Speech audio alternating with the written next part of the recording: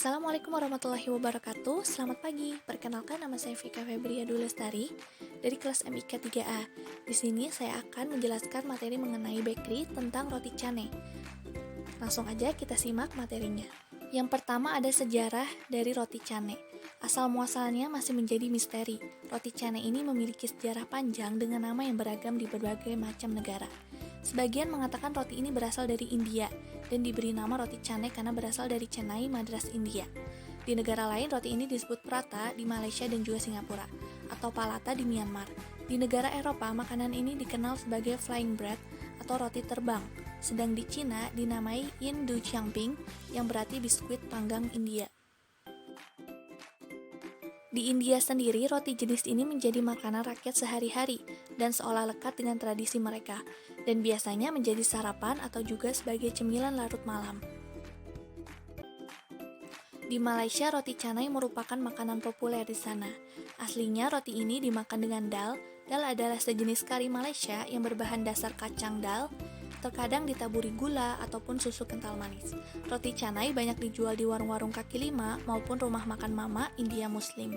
Sedangkan di Indonesia sendiri, jenis paratha ini lebih dikenal dengan nama roti Mariam ataupun roti canai.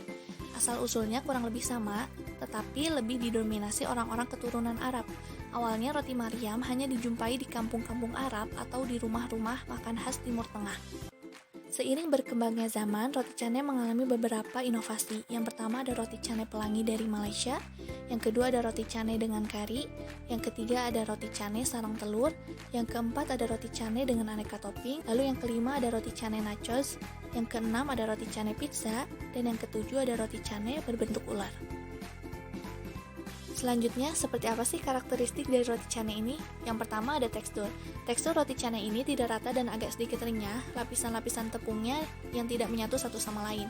Yang kedua, aromanya itu seperti mentega yang super gurih dan khas, lalu rasanya itu memiliki cita rasa yang gurih karena berbahan dasar tepung dan juga lemak.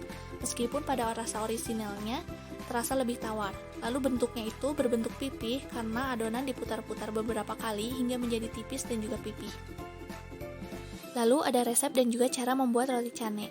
Yang pertama, bahan-bahan yang harus dipersiapkan adalah 300 gram tepung terigu, 1 butir telur, setengah sendok teh garam, 200 ml air hangat, 50 gram mentega, 60 gram minyak samin, 50 ml minyak untuk merendam. Selanjutnya, cara membuat roti canai. Campur tepung terigu, telur, gula, garam, dan air hangat, lalu aduk adonan sampai merata. Masukkan minyak samin dan mentega lalu uleni adonan hingga tidak lengket. Tuangkan minyak pada meja kerja lalu tuangkan adonan sambil diuleni. Bagi adonan sebanyak masing-masing 50 gram kemudian bulatkan. Kemudian adonan ditutupi dengan plastik wrap atau handuk basah dan didiamkan selama 40-60 menit. Lalu ambil adonan, pipihkan hingga 15-20 cm, kemudian oleskan dengan menggunakan mentega, gulung memanjang lalu bentuk seperti konde. Lakukan hingga adonan habis, diamkan selama 10-15 menit. Panaskan wajan anti lengket, masak adonan dengan api kecil, balik adonan bila sudah kecoklatan, angkat dan sajikan bersama cocolan atau taburi dengan gula pasir. Sekian dari saya, mohon maaf apabila ada kesalahan dan juga kekurangan. Selamat pagi dan selamat beraktivitas.